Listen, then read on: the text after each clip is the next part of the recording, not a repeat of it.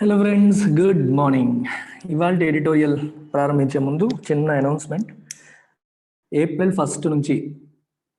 First April నుంచి యూపీఎస్సికి plus all other competitive ఎగ్జామ్స్కి కూడా మనం కొత్త బ్యాచెస్ స్టార్ట్ చేస్తున్నాం. యూపీఎస్సికి, గ్రూప్ 1కి, గ్రూప్ 2కి, బ్యాంక్కి, ఎస్ఎస్సి, సిజిఎల్కి, ఇన్స్టిట్యూట్లో ఆఫర్ చేసే ప్రతి దానికి కూడా fresh batches are starting from 1st April. So ఈ బ్యాచెస్ స్టార్ట్ అయ్యే టైంకి ఆల్మోస్ట్ అన్ని కోర్స్ ఫీజు కూడా పెరుగుతాయి. So GST will start getting included in the fee. అందువల్ల కోర్స్ ఫీ అనేది పెరుగుతుంది. యూపీఎస్సికి ప్రెజెంట్ 55,000 ఉన్నది కాస్త మీకు ఏప్రిల్ 1st నుంచి 60 అవుతుంది. This 60 includes GST. So 18% GST తీసేస్తే remaining goes to institute, 18% goes to the central government. ఇది ఏప్రిల్ 1st నుంచి. సో అందుకని ఆల్మోస్ట్ అన్ని కోర్స్ ఫీజులు కూడా పెరుగుతాయి. సో గ్రూప్ 1 కూడా ఈరోజు 30,000 ఉంది, ఏప్రిల్ 1st నుంచి 40,000 అవుతుంది. ఒక్కసారిగా 10,000 పెంచుతున్నారని అనకండి. ఈ 30,000 అనేది నేను కావాలని ఇచ్చిన ఇనాగురల్ ఫీ. ఐడియల్గా 40, యూపీఎస్సీ 60 ఉంటే గ్రూప్ 1 50 అన్నా ఉండాలి. ఇంకా గ్రూప్ 1 సిలబస్ ఏమీ తక్కువ కాదు. So it will become 40. There are no changes about it. Interest ఉన్న వాళ్ళు join before 31st March. This is one aspect. And యూపీఎస్సీకి ఎప్పటి నుంచో నన్ను ఇంకో 2 ఆప్షనల్స్ లాంచ్ చేయమని అడుగుతూ ఉన్నారు. Today we have 4 optionals to choose from the institute. మొదటిది public administration, India's most popular optional public administration, followed by PSIR. Both these are handled by me. నేనే హ్యాండిల్ చేస్తాను ఈ రెండుని. నెక్స్ట్ వచ్చేసి సౌత్లో బాగా పాపులర్, ఏపీలో బాగా పాపులర్ అయిన ఆంథ్రోపాలజీని సాయిరామ్ సార్ హ్యాండిల్ చేస్తారు. ఆంథ్రోపాలజీతో పాటు నార్త్లో బాగా ఫేమస్ అయిన సోషియాలజీ. అన్ఫార్చునేట్లీ ఇది చాలా బ్యూటిఫుల్ ఆప్షనల్. ఇది దీనికి సౌత్లో మంచిగా ఎక్కువ మంది చెప్పట్లేదు. So we have decided to take up anthropology also. Again anthropology కూడా సాయిరామ్ సార్ హ్యాండిల్ చేస్తారు. Anthropology, sociology Sairam sir, public administration PSIR. ఈ 4లో మీరు ఏదైనా చూస్ చేసుకోవచ్చు. ఆప్షనల్కి వచ్చే ఫీజు కూడా యాజ్ ఆఫ్ టుడే 25,000 ఉంది. ఏప్రిల్ 1st నుంచి 30,000 అవుతుంది. సో ఈ 30 అయిన తర్వాత ఇక్కడ 60, యూపీఎస్సీ 60 అయిన తర్వాత మళ్ళీ పెరగవు. ఇంకో 1 year వరకు పెంచే ఆలోచన నాకు లేదు. సో అందుకని జాయిన్ అవ్వాలని ఆలోచన ఉండేవాళ్ళు ఇక్కడికే వచ్చండి. 1 year తర్వాత కూడా మరి మీరు ఇనఫ్ నెంబర్ ఆఫ్ స్టూడెంట్స్ ఉంటే పెంచాల్సిన పని లేదు. I will continue to keep it లో. మీకు 5,000 per monthకి అందుబాటులో ఉంటుంది. సో జాయిన్ అవ్వాలనుకునే వాళ్ళు ఈ నెంబర్కి కాల్ చేయండి. ఇంకా కావాలంటే you can ask for free trial. ఈ 1 week మీరు డెసిషన్ మేకింగ్ కోసం మేడంని ఫ్రీ ట్రయల్ అడగండి. నేను ఒకసారి చూద్దాం అనుకుంటున్నాను యాప్ని, మీ వీడియోస్ ఒకసారి అన్ని సబ్జెక్ట్స్ చూద్దాం అనుకుంటున్నాను అని చెప్పి మేడం అండి, she give you free trial. Register చేసి మీకు ఫ్రీ ట్రయల్ ఇస్తుంది. చూసిన తర్వాత బై 31st March డిసైడ్ అవ్వండి. It will help you. That's it. So let's begin with our editorial. The title of the editorial says what? Free and open. దీంట్లో మీకు ఇబ్బందికరమైన పదాలేమీ లేవు. Free and open. Austin's visit is significant for bilateral ties and cooperation on Indo-Pacific and Afghanistan. Austin అనే వ్యక్తి ఎవరు? US secretary of defence. అమెరికాలో new secretary of defence mister Lloyd Austin ఆయన ఇండియాకి వస్తున్నాడు. సో ఆయన విజిట్ అనేది it is significant, very very important. దేనికోసం? For bilateral ties. బైలేటరల్ అంటే ద్వైపాక్షిక అంటాం, టైస్ అంటే సంబంధాలు. 2 దేశాల మధ్యలో ఉన్న సంబంధాలకి ఇది చాలా చాలా ఇంపార్టెంట్. ఎందుకంటే కొత్త ప్రభుత్వం ఏర్పడిన తరువాత, ఎవరిది? జో బైడెన్ ప్రభుత్వం ఏర్పడిన తరువాత వచ్చిన మొట్టమొదటి విజిట్ ఇది. అందువల్ల plus cooperation on Indo Pacific. Indo Pacific అంటే మనకి ఈ సముద్రం, మ్యారిటైమ్ కోఆపరేషన్ అంటాం. మ్యారిటైమ్ అంటే related to, connected with see. సముద్ర జలాల్లో మనం ఏ రకంగా ఒకరికొకరు పోరాటం, కోఆపరేట్ చేసుకోవాలి. ఒకరితో ఫైట్ చేయాలన్నా, వేరే కంట్రీస్తో డిస్కస్ చేయాలన్నా, కోఆపరేట్ చేయడానికైనా, వేరే వాళ్ళతో ఫైట్ చేయడానికైనా, జాయింట్ నేవల్ ఎక్సర్సైజెస్ చేయాలన్నా సరే కోఆపరేషన్ ఎలా ఉండాలి అనేది. అండ్ మూడవది ఆఫ్ఘనిస్తాన్ విషయంలో ఎటువంటి కోఆపరేషన్. ఈ ఆస్పెక్ట్స్ అన్నమాట. The timing of US secretary of defence Lloyd Austin's visit to New Delhi over the weekend March 1921, ఈ వీకెండ్ లో ఆయన కలిశారు. Was significant for many reasons.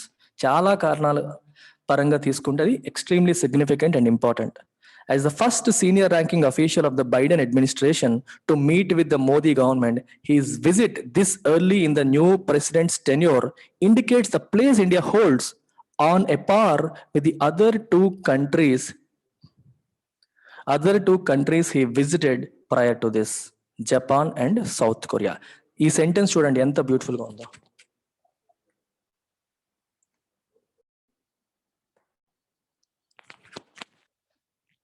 As the first senior ranking official of the Biden administration to meet with the Modi government. Modi government ni కలిసిన మొట్టమొదటి Biden administration ఉన్న senior ranking official, right? First ఈయన వచ్చారు మొట్టమొదటిసారి.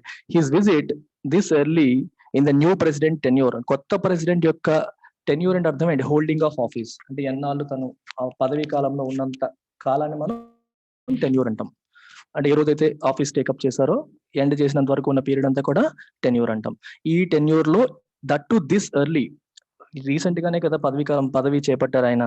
ఇంత ఎర్లీగా ఇండియాకి రావడం అనేది it indicates the place India holds. ఇండియాకి అమెరికా ఎంత ఇంపార్టెన్స్ ఇస్తుంది, ఇండియాకి అమెరికా ఎంత ఇంపార్టెన్స్ ఇస్తుంది అనే విషయం దీనివల్ల ఇండికేట్ అవుతుంది. On a par with other 2 countries he visited prior to this. India రావడానికి ముందు వాళ్ళు ఇంకో 2 countries ని కలిశారు. ఒకటేంటి Japan and South Korea. Japan and South Korea are US's friends. అమెరికాకి చాలా దగ్గర స్నేహితులు. మొదటి నుంచి జపాన్ అండ్ సౌత్ కొరియా అమెరికాకి చాలా క్లోజ్ ఫ్రెండ్స్ కింద వస్తారన్నమాట. ఆ కంట్రీస్ ఫ్రెండ్లీ నేషన్స్. వాటికితో ఈక్వలెంట్ ఇంపార్టెన్స్ ఇండియా కూడా ఇచ్చినట్టుగా కనిపిస్తోంది. The visit just after the first ever Quad leaders summit. Quad leaders అంటే ఎవరు? ఈ క్వాడ్ లో ఎవరెవరు ఉంటారు? Which all countries are part of Quad? Please mention in the comments. Quad లో ఉన్న 4 countries పేర్లు రాయండి. సో సమ్మిట్ అంటే శిఖరాగ్ర సమావేశం. తెలుగులో శిఖరాగ్ర సమావేశం అంటే అర్థం ఏంటంటే ఈ 4 దేశాలకు చెందిన టాప్ అఫీషియల్స్ యొక్క మీటింగ్. ఒక 2 దేశాలకు చెందిన దౌత్యపరంగా హైయెస్ట్ పొజిషన్ లో ఉన్న వాళ్ళ మీటింగ్ ని మనం సమ్మిట్ అంటాం, right? The visit just after the first ever Quad leaders summit confirms the US's focus on greater maritime cooperation in the Indo-Pacific. అంటే అర్థం ఏంటి? మ్యారిటైమ్ అంటే related to sea, connected with sea అని అర్థం. Already మాట్లాడాం. సముద్ర జలాల్లో ఒకదానికొకటి ఏ రకంగా మనం కోఆపరేట్ చేసుకోవాలి అనే విషయం ఈ క్వాడ్ సమ్మిట్ అయిన వెంటనే మన దగ్గరికి వచ్చారు అంటే దీనిపైన ఎంత ఫోకస్ చేయాలని అమెరికా ఆలోచిస్తున్నది మనకు క్లియర్ గా తెలుస్తుంది. Mr. Austin's trip preceded an unannounced stop in Kabul, where the US is undertaking a major review of its troops pull-out schedule and peace plan. Basically గా మీది ఆఫ్ఘనిస్తాన్ విషయం మనకు ఆల్రెడీ తెలిసిందే. ఆఫ్ఘనిస్తాన్ లో గత 20 సంవత్సరాలుగా 2001లో మనకి ఒసామా బిన్ లాడెన్ ఇన్సిడెంట్ జరిగింది. ఆ తర్వాత ఇప్పటి వరకు కూడా ఆఫ్ఘనిస్తాన్ లో ఈ తాలిబాన్ని కంప్లీట్ గా ఎలిమినేట్ చేసేయాలి, అల్ ఖైదాకి వీళ్ళ ఆశ్రయం ఇచ్చారు అని చెప్పి వాళ్ళని ఎలిమినేట్ చేయడానికి అప్పటి నుంచి అమెరికా ప్రయత్నం చేస్తూనే ఉంది. ప్రయత్నం అయితే చేస్తుంది కానీ ఏమీ చేయలేకపోయింది తాలిబాన్స్ ని. సో ఇప్పుడు ఇంకా చివరిగా ఆఫ్ఘనిస్తాన్ పీస్ ప్లాన్ అని చెప్పి అక్కడ నుంచి మన ట్రూప్స్ పుల్అవుట్ చేసేయాలి May 1 లోపు అని చెప్పి అనుకుంటున్నారు. దాని విషయంలో ఒక డెసిషన్ తీసుకోవాలి అనుకుంటున్నారు. ఇన్ఫాక్ట్ అది ఆల్రెడీ తీసుకున్నారు, అది ఫాలో అవ్వాలా ఇంకేమైనా మార్చాలనే డైలమాలో అమెరికా ఉంది. దీనికంటే ముందు మన ట్రిప్ జరిగింది. అందుకే ద ట్రిప్ ప్రిసీడెడ్ అంటే to come before.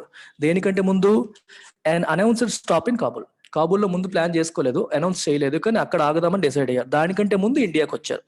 where the US is undertaking a major review of its troops pull out. Troops అంటే వాళ్ళ బలగాలు, పుల్ అవుట్ అంటే అక్కడ నుంచి తీసేయడం, విత్డ్రా చేయడం. పీస్ ప్లాన్ అంటే శాంతికి సంబంధించిన ప్లాన్, ఆఫ్ఘనిస్తాన్ లో శాంతిని పునరుద్ధరించడానికి చేయాలనుకుంటున్న ప్లాన్. సో వీటికి డెసిషన్ తీసుకునే ముందు ఇండియాకు వచ్చి ఆగారు అని అర్థం. As a result, all 3 areas, bilateral ties, the Indo-Pacific and Afghanistan came up for discussion during talks with Defense Minister Rajnath Singh. So kabatti all 3 areas ఏంటవి? 3 areas డిస్కషన్ జరిగింది. ఒకటి బైలేటరల్ టైస్ అంటే ఇండియాకి అమెరికాకి మధ్యలో ఉండే ద్వైపాక్షిక సంబంధాలు.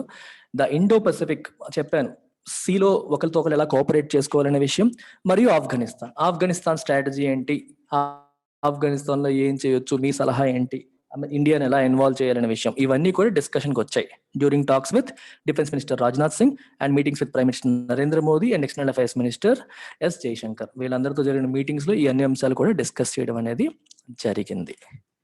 ఆన్ ద బైలేటరల్ ఫ్రంట్ అంటే ద్వైపాక్షిక సంబంధాల విషయంలో, ఫ్రంట్ అంటే ఆ పక్షంలో, ఆ ఆస్పెక్ట్ లో అని అర్థం.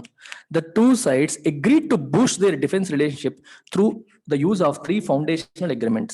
డిఫెన్స్ విషయంలో ఇండియాకి మరియు అమెరికాకి మధ్య ఉన్న రిలేషన్స్ ఇంకా స్ట్రెంగ్తన్ చేద్దామని చెప్పి వాళ్ళు అగ్రి అయ్యారు, డిసైడ్ అయ్యారు. ఈ రకంగా through the use of 3 foundational agreements, ఈ 3 agreements ని ఉపయోగించి డిఫెన్స్ లో ఇంకా రిలేషన్ ని బిల్డ్ చేద్దామని చెప్పి అనుకున్నారు.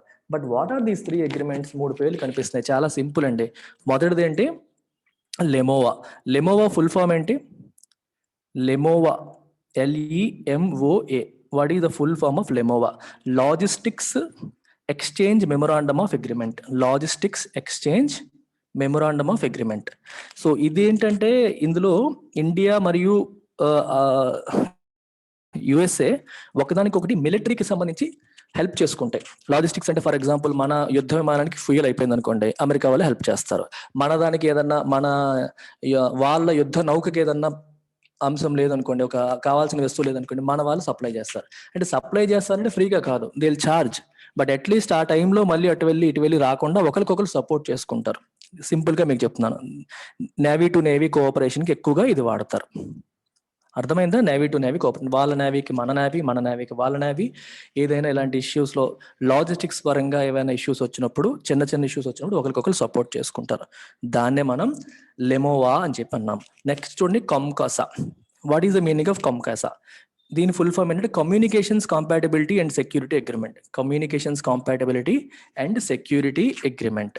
ఇది కూడా ఇండియాకి మరియు అమెరికాకి మధ్యలో జరిగిన అగ్రిమెంట్. సో దీనివల్ల ఏం చేస్తారంటే, ఇప్పుడు అమెరికా వాళ్ళ యొక్క ఎన్క్రిప్టెడ్ కమ్యూనికేషన్స్ ఎక్విప్మెంట్ని ఇండియా డీకోడ్ చేసేలాగా, యూజ్ చేసుకునేలాగా చేస్తారు.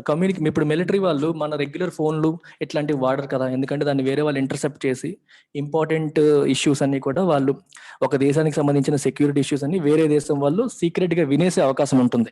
అందుకని చెప్పి వాళ్ళు ఏం చేస్తారంటే అడ్వాన్స్డ్ ఎన్క్రిప్టెడ్ టెక్నిక్స్ వాడతారు కమ్యూనికేషన్స్ లో.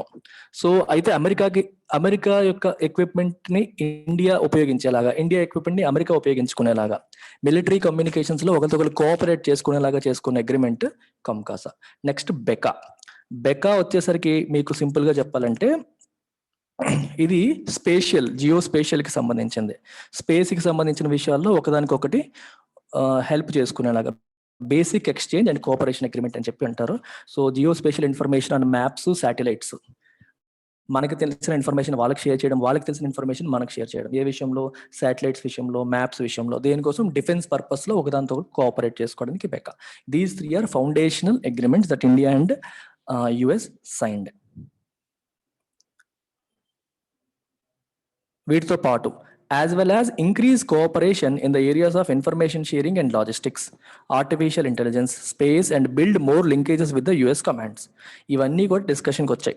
ఏమేమి వచ్చాయి చూడండి, లెమోవా, కమ్కాసా, బెకా. వీటితో పాటు ఇన్ఫర్మేషన్ షేరింగ్ లోను, లాజిస్టిక్స్ లోను కోఆపరేషన్, ఒకరికొకరు ఎక్కువ సహకరించుకోవాలి, ఆర్టిఫిషియల్ ఇంటెలిజెన్స్ లో సహకరించుకోవాలి, స్పేస్ లో సహకరించుకోవాలి, and build more linkages with the US commands తో ఎక్కువ లింకేజెస్ ఇంకా బిల్డ్ చేయాలి. ఇలా మల్టిపుల్ ఆస్పెక్ట్స్ లో ఒకరితో ఒకరు కోఆపరేట్ చేయాలని చెప్పి మాట్లాడుకున్నారు.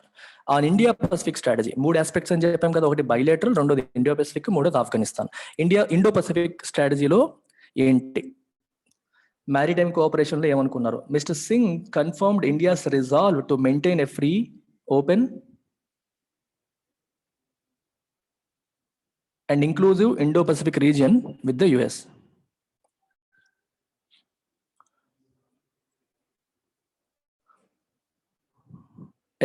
కన్ఫర్మ్డ్ కదా, ఎఫర్మ్డ్ ఇండియాస్ రిజాల్వ్. ఇక్కడ రిజాల్వ్ అంటే మీనింగ్ ఏంటి చెప్పండి? మామూలుగా మనకు తెలిసిన మీనింగ్ ఏంటి రిజాల్వ్కి? రిజాల్వ్ అంటే ఏదైనా ప్రాబ్లమ్ని రిజాల్వ్ చేయడం, పరిష్కరించడం. అదేంటి? వర్బ్గా. కానీ ఇక్కడ రిజాల్వ్ అనేది వర్బ్గా ఉందా, నౌన్గా ఉందా? ఇక్కడ రిజాల్వ్ అనేది నౌన్గా ఉంది. ఇక్కడ రిజాల్వ్ అంటే మీనింగ్ ఏంటంటే ఫర్మ్ డిటర్మినేషన్, అంటే గట్టి పట్టుదల. మిస్టర్ సింగ్ ఎఫర్మ్డ్ అంటే నొక్కి చెప్పడం. ఏంటి? గట్టి పట్టుదల. ఇండియాకి రిజాల్వ్ ఉంది అంటే పట్టుదలగా మేము ఉన్నాం. దేనికోసం? To maintain a free, open and inclusive Indo Pacific reason. సముద్ర జలాలు వాడుకునే విషయంలో, అక్కడ ఒకరితో ఒకరు కోఆపరేట్ చేసుకునే విషయంలో, we want to maintain a free అంటే దాచిపెట్టేలాగా కాకుండా open policy, free policy, and inclusive అందరినీ కలుపుకొని పోయేలాగా, ఇది మాకే చెందాలి, మేమే ఉండాలనే కాకుండా కలుపుకొని పోయే పాలసీ మెయింటైన్ చేయడానికి ఇండియా ఒక స్ట్రాంగ్ డిటర్మినేషన్ తో ఉంది. ఏ విషయంలో? అమెరికా విషయంలో ఉంది అని చెప్పి చెప్తున్నారు. ఇదంతా యాజ్ పార్ట్ ఆఫ్ క్వాడ్ లో ఉన్న 4 కంట్రీస్ పేర్లు మీరు కామెంట్స్ లో రాయండి. స్క్వాడ్ లో భాగంగానే మనం ఇలా ఒకరితో ఒకరు కోఆపరేట్ చేసుకుందామని ముందే అనుకున్నారు. అండ్ వీఆర్ రీఎఫర్మింగ్ అవర్ రిజాల్వ్, అది మేము మెయింటైన్ చేస్తామని మళ్ళీ చెప్తున్నారు. మూడవది ఏంటి? ఆఫ్ఘనిస్తాన్ విషయంలో the discussions are understood to have been consultative. Afghanistan విషయంలో అమెరికాకి సంబంధించిన డిస్కషన్స్ అంటే కన్సల్టేటివ్ అంటే అర్థం అంటే offering advice.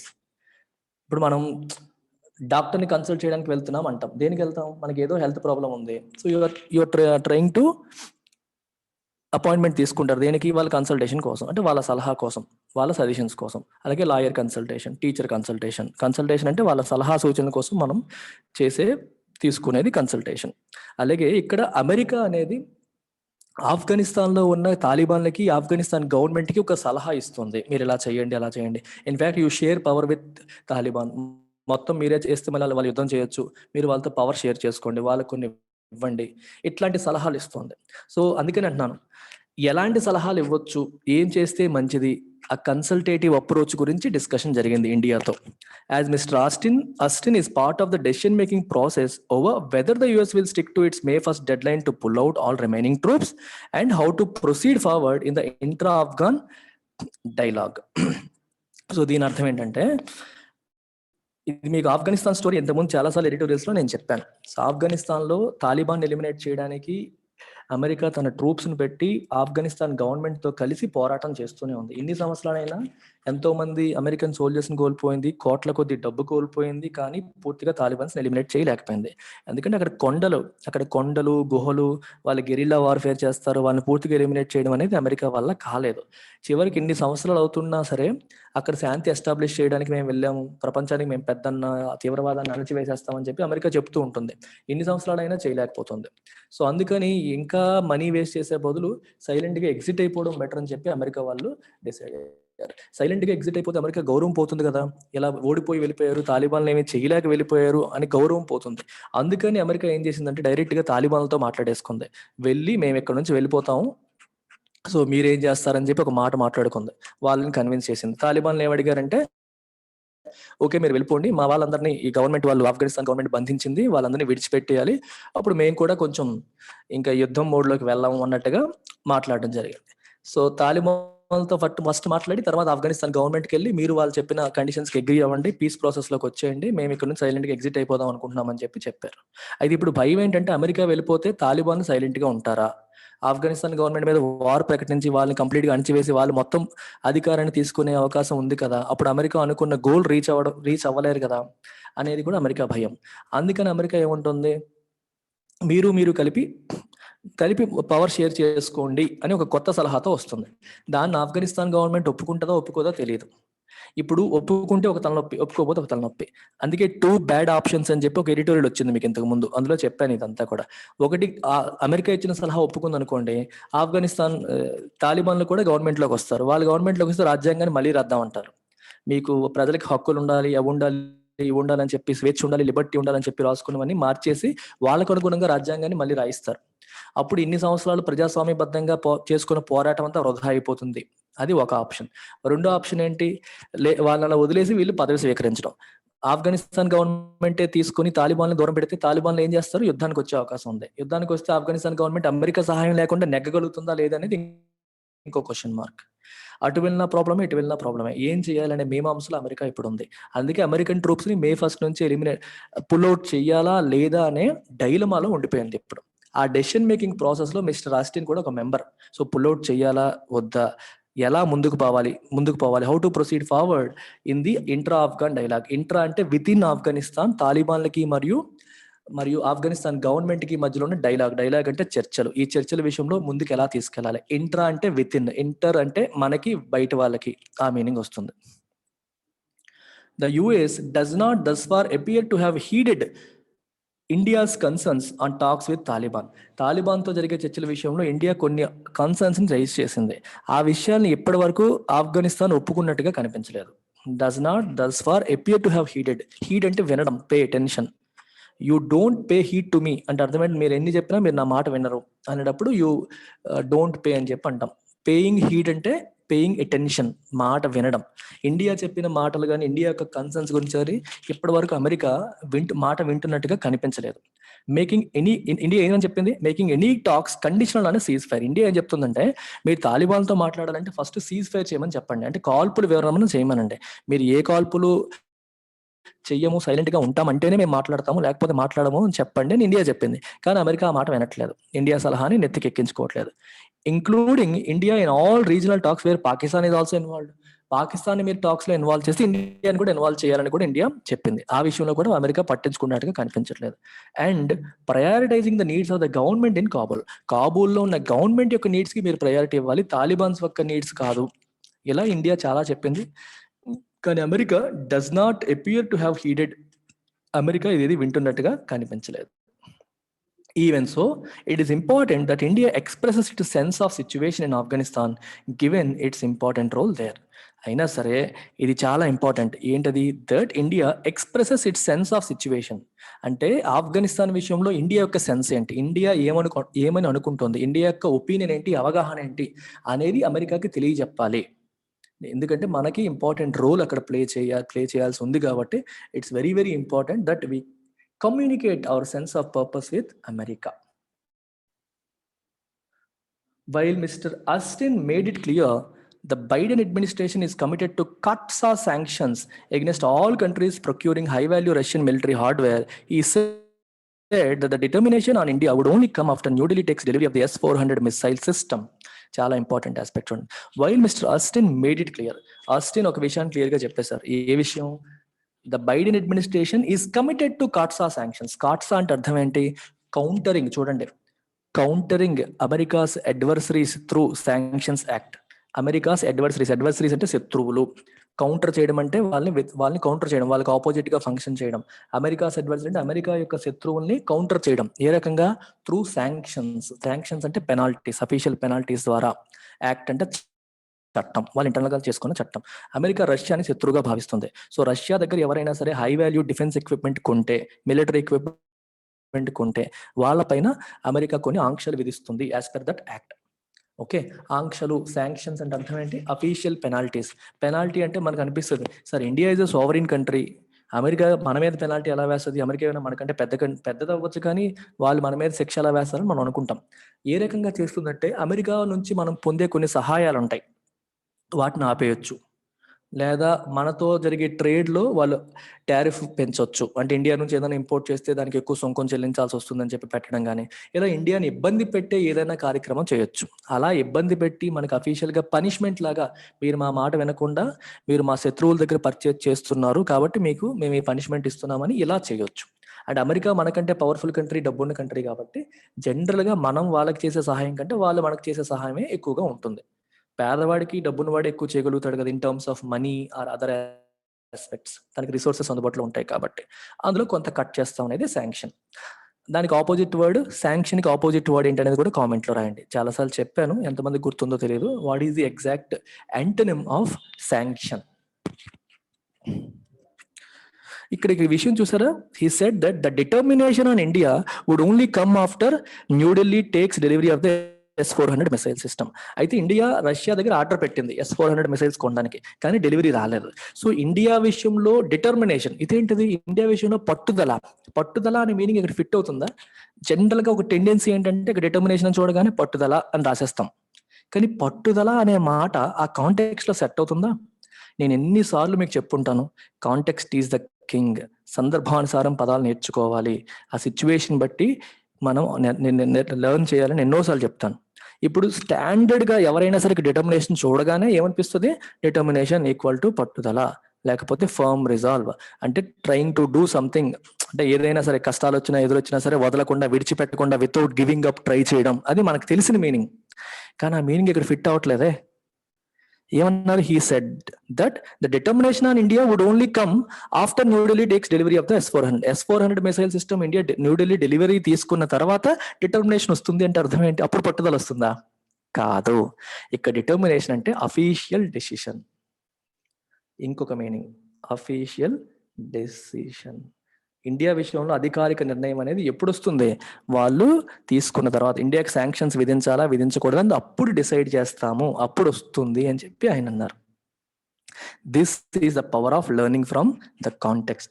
You should never ever try to by heart vocabulary. ఎన్నోసార్లు చెప్తూ ఉంటాను, బై హార్ట్ చేయకండి. మీకు ఒక మీనింగ్ తెలిసి ఉండొచ్చు, ఆ మీనింగ్ ఇక్కడ ఫిట్ అవుతుందా లేదా చెక్ చేసిన తర్వాతే ఆ మీనింగ్ ని మీరు కన్ఫర్మ్ చేయాలి. ఫిట్ అవ్వదు అనుకుంటే you should go for alternative, ఇంకొక మీనింగ్ ఉంటుందేమో అని మీకు తెలియాలి. టు బీ ఫ్రాంక్, నాకు డిటర్మినేషన్ కి రెండు మీనింగ్ ఉందని నాకు ఈ రోజు వరకు తెలియదు. నేనే చెప్తున్నాను, నాకు అన్ని తెలుసు అని అనుకోకండి. నేను మీలాంటి వాడినే, నాకు తెలియదు. కానీ నా సెన్స్ ఏం చెప్పింది, పట్టుదల అనే మీనింగ్ ఇక్కడ ఫిట్ అవ్వట్లేదు. ఈ కాంటెక్స్ట్ కి నేను ఇంపార్టెన్స్ ఇస్తాను, అది ఫిట్ అవ్వట్లా. సో ఇంకో మీనింగ్ ఉందేమో అని చెప్పి డిక్షనరీలు పట్టుకుని వెతికాను. వెతగ్గా నాకు అఫీషియల్ డెసిషన్ అనే మీనింగ్ వచ్చింది. ఆ మీనింగ్ ఫిట్ అవుతుంది.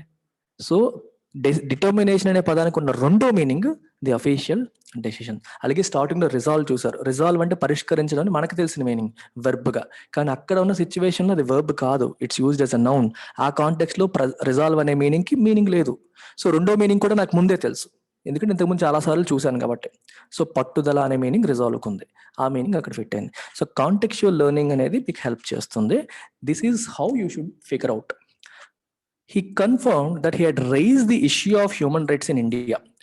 హ్యూమన్ రైట్స్ ఉల్లంఘనలు జరుగుతున్నాయి భారతదేశంలో, రైతుల హక్కులకి భంగం కలుగుతుంది, నిరసన చేసే హక్కు లేకుండా అయిపోతుందని చెప్పి కొన్ని ఇంటర్నేషనల్ గా కొంతమంది వక్తలు, పేరున్న వాళ్ళు కంప్లైంట్స్ చేస్తున్నారు. ఆ ఇష్యూని కూడా ఆయన రైజ్ చేశాను అని చెప్పి కన్ఫర్మ్ చేశారు. ఆ విషయం మేము లేవనెత్తాను అని చెప్పారు.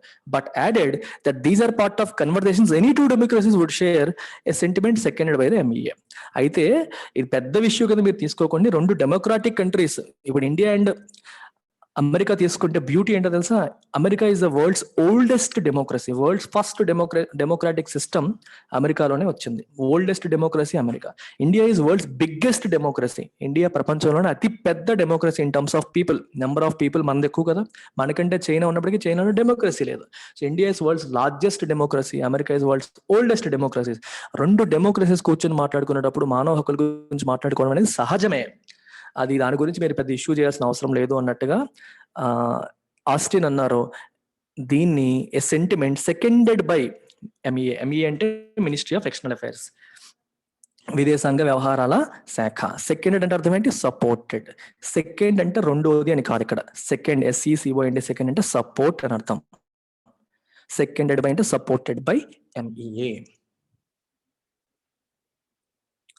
Finally, while officials said they discussed India's challenge from China, Mr. Austin was careful not to make any direct reference to Beijing or about the LAC dispute, which New Delhi considers a bilateral issue. చూడండి దీని అర్థం ఏంటి, final గా చివరగా while officials said they discussed India's challenge from China. India యొక్క challenge, China నుంచి వస్తున్న China నుండి వస్తున్న ఛాలెంజ్ అంటే ఇండియా ఫేస్ చేస్తున్న ఛాలెంజ్ గురించి డిస్కస్ చేశారు. కానీ he was careful not to make any direct reference. అర్థమైందా? డిస్కస్ చేసినప్పటికీ దాని గురించి డైరెక్ట్ గా ఆయన రిఫర్ చేయలేదు. ఎందుకు? About Beijing or the LAC dispute గురించి కానీ బీజింగ్ గురించి కానీ డైరెక్ట్ గా ఆయన రిఫర్ చేయలేదు, దాని గురించి మాట్లాడలేదు. ఇంటర్నల్ గా డిస్కషన్ జరిగి ఉండొచ్చు, కానీ బయటికి స్టేట్మెంట్ ఇష్యూ చేసినప్పుడు he did not refer to it. ఎందుకట? ద ఒమిషన్ అంటే దాన్ని విడిచిపెట్టడం. అంటే చైనాకి సంబంధించిన అంశాన్ని మాట్లాడకుండా డిస్కషన్ కంప్లీట్ చేయడం, లేకపోతే స్టేట్మెంట్ కంప్లీట్ చేయడం అనేది in contrast to his comments in Tokyo and Seoul. Tokyo, సియోల్లో దాని గురించి మాట్లాడేశారు, కానీ ఇక్కడికి వచ్చిన తర్వాత ఆ విషయం ఎత్తలేదు, ఒమిషన్ చేశారు. ఎందుకట? Signalled both the New Delhi's desired discretion on the issue and the US defence secretary was sensitive to his host wish. Beautiful sentence కదా ఇది. ఈ ఒమిషన్ చేయడం అంటే అర్థం ఏంటి? దాన్ని విడిచిపెట్టడం, దాని గురించి రాయకపోవడం అనేది దీన్ని సిగ్నల్ చేస్తుంది, దీన్ని ఇండికేట్ చేస్తుంది. రెండు విషయాలు ఇండికేట్ చేస్తుంది. ఒకటి, న్యూఢిల్లీ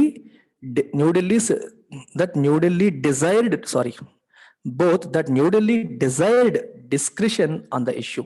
డిజైర్డ్ అంటే కోరుకుంది, డిజైర్ అంటే కోరుకోవడం, డిజైర్ అంటే కోరుకుంది. దేన్ని? డిస్క్రిషన్ అంటే విచక్షణ. అంటే ఏదన్నా మాట్లాడేటప్పుడు ఆచి తూచి మాట్లాడటం. ఏదంటే ఏమవుతుందా, ఎవరు ఫీల్ అవుతారని ఆలోచించి చేసినప్పుడు discretion. Exercise discussion while your speaking. మాట్లాడేటప్పుడు ఆచితూచి మాట్లాడాలి అంటాం. డిస్కషన్కి ఇంకో మీనింగ్ ఏది మంచి ఏది చెడు అని ఆలోచించుకోగలడం, విచక్షణ అంటాం తెలుగు. ఏది మంచి ఏది చెడు అని ఆలోచించుకోగలడం డిస్క్రిషన్. అలాగే ఆచితూచి మాట్లాడడం కూడా డిస్క్రిషన్. ఈ డిస్క్రిషన్ ఉండాలి ఈ ఇష్యూ విషయంలో అని చెప్పి న్యూఢిల్లీ కోరుకుంది. అండ్ ఇంకేం కోరుకుంది? That the US defence secretary was sensitive to his ఇంకో విషయం సిగ్నల్ చేసిందని చెప్పాం కదా. మొదటిది ఏంటి? ఇండియా ఇది కోరుకుంది. రెండవది ఏంటి? అమెరికా యొక్క defence secretary was sensitive to host wish. India కోరుకున్న దానికి వాళ్ళు సెన్సిటివ్ గానే ఉన్నారు. అర్థమైందా? ఫర్ ఎగ్జాంపుల్, ఒక క్లాస్ రూమ్ లో ఒక అమ్మాయి ఉంది అనుకోండి. ఆ అమ్మాయికి ఒక పర్టికులర్ ఇష్యూ గురించి మాట్లాడితే ఫీల్ అవుతుందని మీకు తెలుసు. ఇప్పుడు తను ఫీల్ అవుతుంది అని తెలిసినప్పుడు కూడా మీరు మాట్లాడారు అనుకోండి, are you sensitive to her wishes? No. Are you sensitive to her feelings? No. మనం సెన్సిటివ్గా లేము అని అర్థం. We are insensitive. సెన్సిటివ్ అంటే వేరే వాళ్ళ ఫీలింగ్స్ని దృష్టిలో పెట్టుకోవడాన్ని సెన్సిటివ్ అంటాం. దాన్ని దృష్టిలో పెట్టుకొని యాక్ట్ చేయడాన్ని సెన్సిటివ్ అంటాం. ఇక్కడ న్యూఢిల్లీ హోస్ట్ అంటే ఎవరు? మన కంట్రీ. ఎందుకంటే మన కంట్రీకి అమెరికా వచ్చింది కాబట్టి వాళ్ళు విజిటర్, మనం హోస్ట్. సో మన కంట్రీ కోరుకున్న దాన్ని వాళ్ళు ఇంపార్టెన్స్ ఇచ్చారు, మన సెన్సిటివిటీస్ని వాళ్ళు గౌరవించారు అని అర్థం. అందుకనే దాని గురించి మాట్లాడలేదు. ఎందుకంటే India feels it is a bilateral issue. India చైనాకి సంబంధించిన ఇష్యూల్లో అమెరికా మాట్లాడడానికి ఇండియా కూడా ఒప్పుకోదు. మీరు ఇండియాకి సపోర్టివ్ గా మాట్లాడినా సరే ఇండియా ఒప్పుకోదు. ఎందుకు ఒప్పుకోదంటే ఇది మాకు చైనాకి సంబంధించిన విషయం, మధ్యలో మీరు రావాల్సిన అవసరం లేదు. అది ఇండియా యొక్క స్టాండ్. అందుకే మీరు మాకు సపోర్ట్ చేస్తామన్నా అవసరం లేదని చెప్పి ఇండియా ఉంటుంది. అందుకనే ఆ విషయాన్ని గౌరవించి American defence secretary did not speak about it. It was omitted from his statement. He did not talk about it. That's it. So summarise చేయాలంటే అమెరికా యొక్క డిఫెన్స్ సెక్రటరీ బైడెన్ అడ్మినిస్ట్రేషన్ పదవిలోకి వచ్చిన తర్వాత మొట్టమొదటిసారి ఇండియాకి రావడం జరిగింది. వాళ్ళకి మోస్ట్ క్లోజ్ కంట్రీస్ అయిన జపాన్ అండ్ సౌత్ కొరియా తర్వాత ఇండియాకి వచ్చేసారంటే వాళ్ళకి ఇచ్చే ఇంపార్టెన్స్ ఇండియా కూడా ఇస్తున్నారు అని ఒక signal. It's a very good thing to have. 3 రకాల అంశాలపైన డిస్కషన్ జరిగాయి. ఒకటి బైలేటరల్ ద్వైపాక్షిక సంబంధాలపైన, రెండోది ఇండో పెసిఫిక్ మ్యారిటైమ్ కోఆపరేషన్ సముద్ర జలాల్లో ఎటువంటి ఒకరికొకరు ఏ రకంగా కోఆపరేట్ చేసుకోవాలని, మూడవది ఆఫ్ఘనిస్తాన్ ఇష్యూస్ లో ఏం చేయాలని 3 అంశాలపైన డిస్కషన్స్ జరిగాయి. సో ఓవరాల్ గా ఇట్స్ ఎ పాజిటివ్ సైన్ అని అర్థం. That's it. Take care. By by.